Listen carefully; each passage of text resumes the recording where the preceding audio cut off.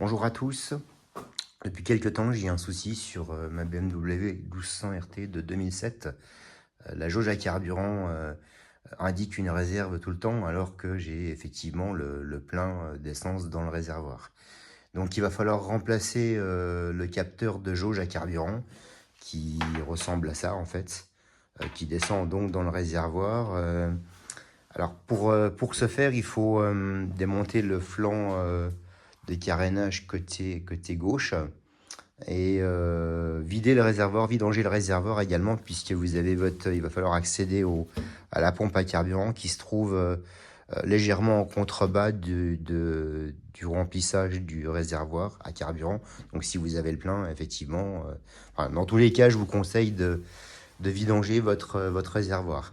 Alors j'ai essayé la méthode du piezo.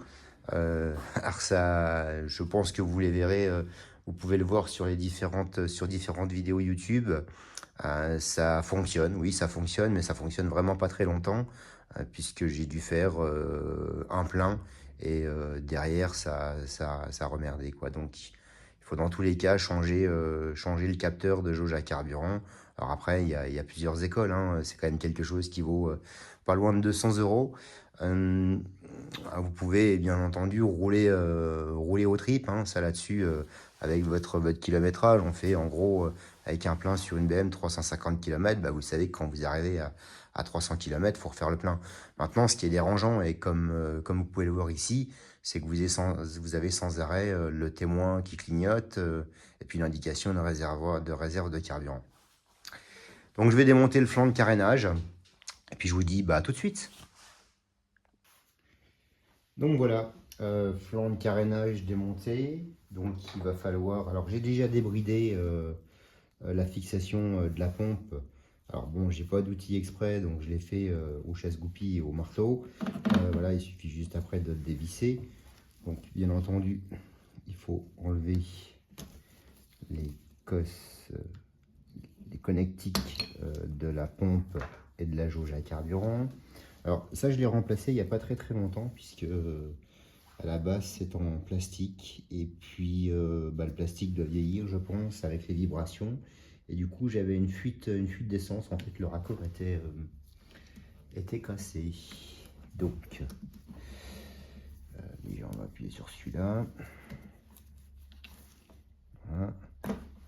Alors pensez quand vous remettez à remettre un petit coup de graisse sur les joints toriques. Ça peut pas faire de mal, et puis surtout ça abîmera pas le joint torique quand vous reposerez les arrivées d'essence. Donc voilà. Voilà. Ensuite, il suffit juste de desserrer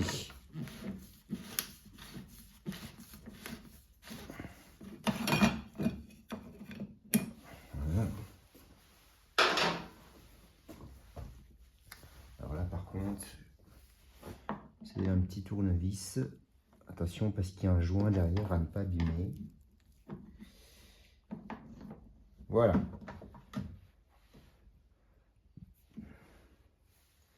Donc là, le capteur de jauge à carburant, il se trouve en fait, ça c'est la connectique du capteur de jauge à carburant qu'il va falloir enlever. Le capteur de jauge à carburant se trouve au niveau du bouchon de remplissage, c'est-à-dire ici. On va enlever la connectique.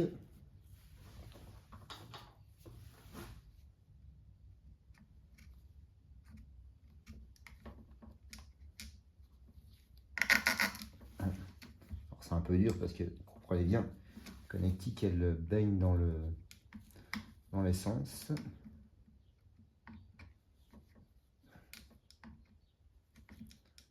Quand on va faire la réinitialisation de la jauge, je vais y arriver, la réinitialisation de la jauge, il faut que la jauge soit, enfin que le capteur de jauge soit à l'extérieur et totalement sec. Bon, là c'est le cas, puisque dans tous les cas je l'ai acheté neuf.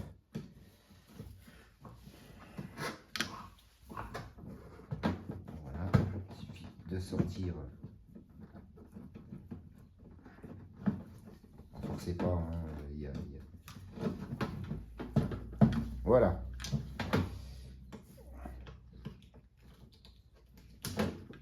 Voilà donc le capteur de jauge à carburant. En fait, c'est une piste à l'intérieur. C'est difficile à expliquer, mais c'est une piste à l'intérieur de qui fait la jauge, une piste comment je pourrais dire électronique un peu qui fait la jauge, et puis visiblement ça se met en défaut tout le temps. Enfin, les soudures pètent à l'intérieur. Alors c'est pour ça que la méthode du piezo permet de ressouder temporairement ces petites soudures. Mais bon, en tous les cas, ça dure. Pour moi, ça a duré un plein. Donc au final, comme j'aime bien avoir quelque chose qui fonctionne. Voilà, donc je vais replacer la jauge. Je vais mettre en route mon logiciel Motoscan pour réinitialiser la jauge. Et puis je vais vous montrer comment ça fonctionne avec Motoscan. Alors Motoscan, c'est un soft exclusivement pour BMW, mais ça fait quand même pas mal de motos type BMW, donc ça vaut le coup de l'acquérir quand même, puisque vous pouvez faire tout un tas de choses avec. Vous pouvez purger les freins, vous pouvez contrôler que l'ABS là-dessus, et puis l'ABS, vous savez, ça pose problème. Donc de temps en temps, avec Motoscan, je fais tourner le moteur ABS, parce qu'il a tendance à gripper. C'est vrai qu'on ne se sert pas de l'ABS, enfin l'ABS ne se met pas en fonction tous les jours non plus quand on roule en moto. Donc il a tendance à gripper, donc de temps à autre, une fois par mois, une fois tous les 2 mois, je fais tourner le moteur ABS, et puis vous pouvez faire tout un tas de contrôles, les feux, vous pouvez vous en servir également pour faire la synchro en désactivant les actuateurs de ralenti. Vous pouvez, c'est pareil, calibrer les actuateurs de ralenti. Enfin, il y a tout un tas de choses qui sont quand même pas mal intéressantes. Je crois que le logiciel vaut 50 balles. Bon, après, bien entendu, il faut l'OBD. Donc l'OBD, moi j'avais acheté un OBD Lynx qui sert pour les automobiles également. Donc voilà, je vais brancher ma jauge, et puis je vais vous montrer avec Motoscan comment on peut réinitialiser cette jauge.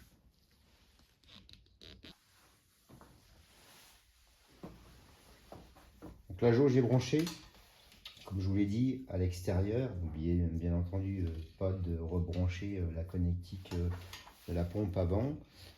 Ici, vous pouvez voir mon OBD Lynx avec l'adaptateur nécessaire pour la BM 1200 RT, le contact EMI.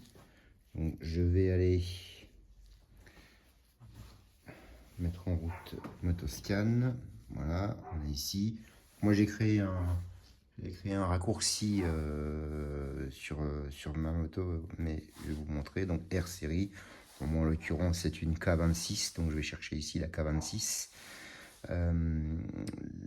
L'initialisation de la jauge, l'étalonnement de la jauge se trouve dans la centrale châssis.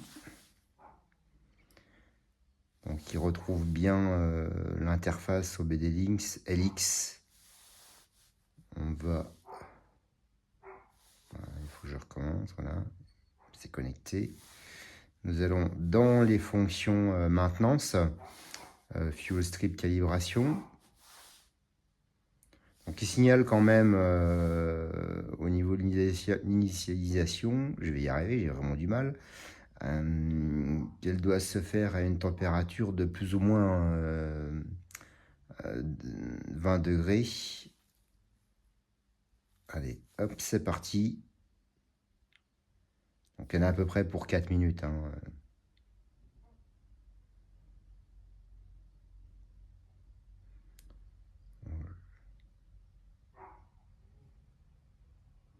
Et voilà, donc tout est OK.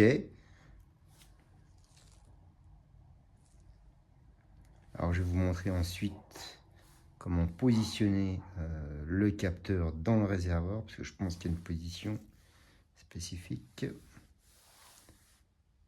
Voilà, donc là c'est normal.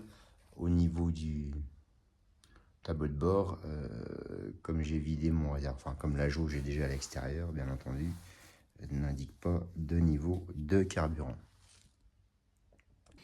Donc, il va falloir bien entendu redébrancher la jauge en prenant soin avant de bien sûr couper le contact. Et la jauge, alors je vais essayer de vous montrer. Dans le réservoir, voilà, ici au fond, là, tac, je sais pas si vous voyez, là, voilà, il y a des bosselages. Et c'est là qu'il va falloir positionner notre capteur, notre fin de capteur de jauge à carburant, afin qu'il ne bouge pas dans le réservoir. Allez, je vais lancer ça. Allez, donc je me sers d'un petit outil pour aller chercher mon connectique. Voilà.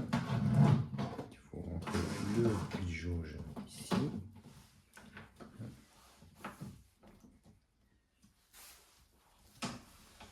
Je vais connecter ça. Alors, il faut encore laisser, parce que je vais déjà positionner le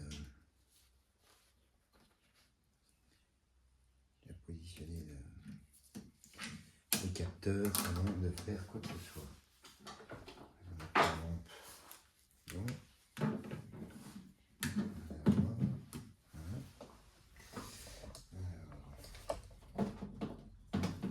Ok, donc là il suffit de clipser. Alors attention parce que normalement il faut que les fils passent à l'intérieur.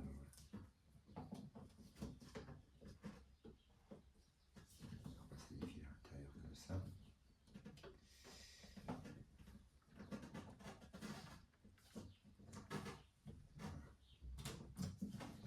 Voilà. Là. Comme ça c'est fait. On rebranche.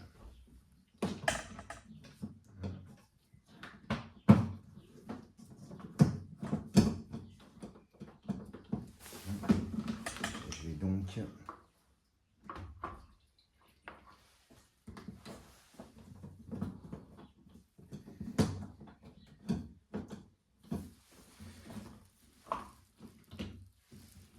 pas évident parce qu'il n'y a pas trop de place, mais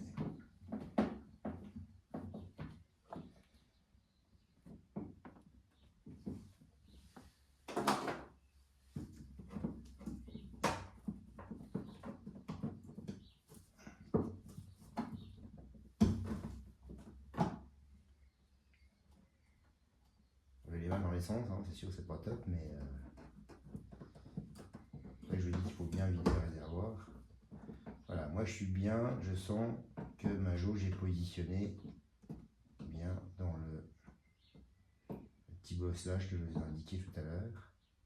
On va essayer de la coincer. Voilà. Hop, elle est coincée. Maintenant, je vais essayer de sortir la main.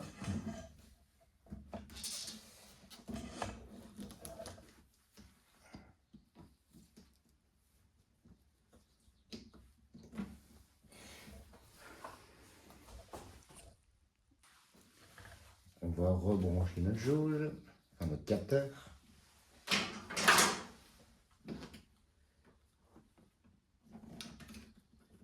C'est comme il faut. Comme ceci.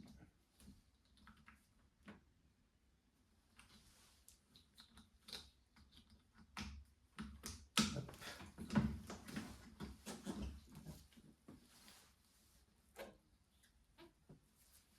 Alors, vous avez une position hein, dans le... Vous ne pouvez pas vous tromper, il y a un détrompeur en fait sur le...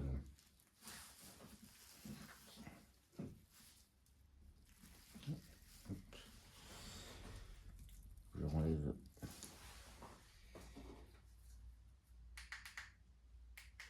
une connexion pour remettre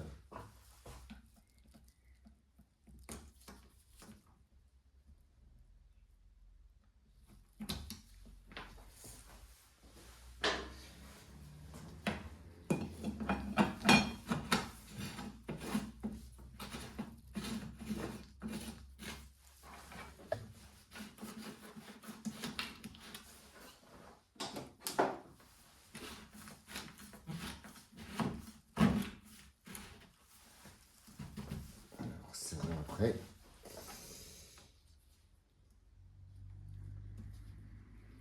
Reconnecte les connectiques. Le reste pour le moment je mets rien. Et puis donc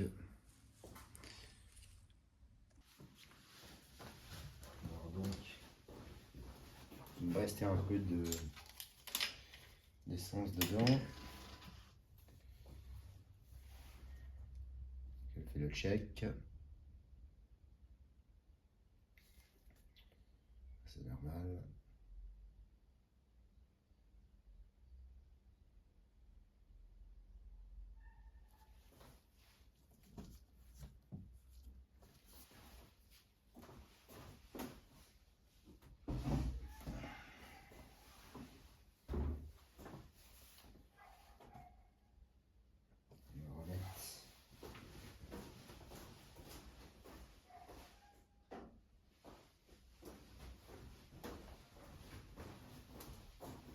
Et ben voilà, un prix.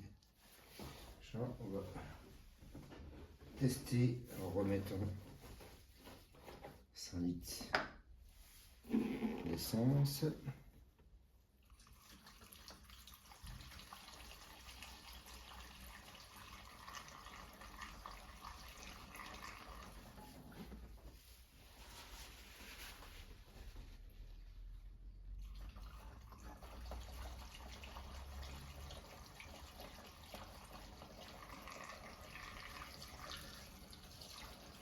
Bon, c'est pas instinctif, hein.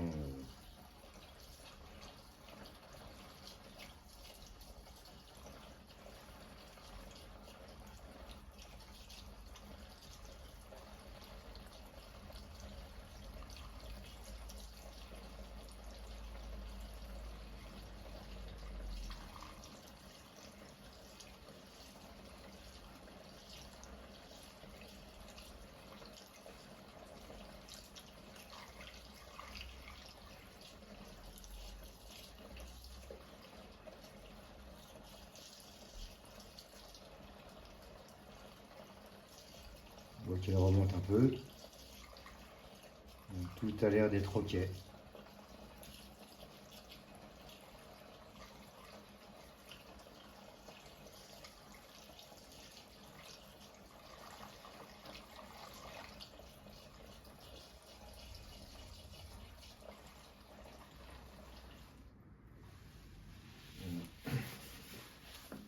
Couper un coup de contact.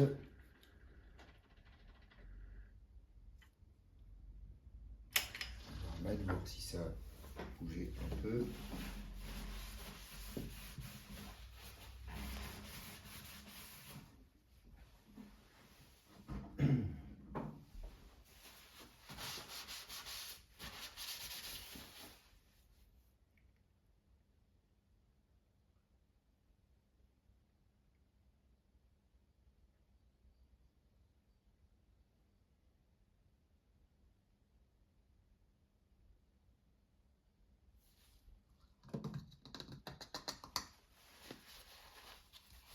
Et oui, donc bah voilà, réparation finie. C'est plutôt simple à faire, vous avez vu. J'espère que ce tuto vous rendra service à vous. Et puis bah, je vous dis à une prochaine. Bon, bien entendu, hein, il faut remonter tous les éléments qu'on a démontés. Ça là-dessus, il n'y a rien de compliqué. Et puis bah, je vous dis à la prochaine. Et puis n'oubliez pas de mettre un petit pouce vers le haut, ce serait sympa. Et de vous abonner à la chaîne aussi, puisqu'il y en a plein d'autres à venir.